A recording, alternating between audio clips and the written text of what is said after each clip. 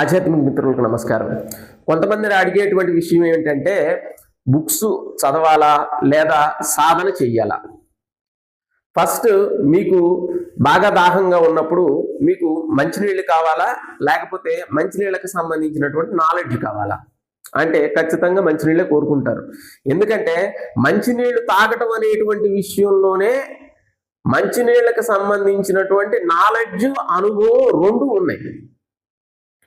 రెండు విషయాలు ఉన్నాయి. అంటే ఒక బుక్కు సంబంధించిన నాలెడ్జ్ కూడా దాంట్లోనే ఉంది, అనుభవం కూడా దాంట్లోనే ఉంది.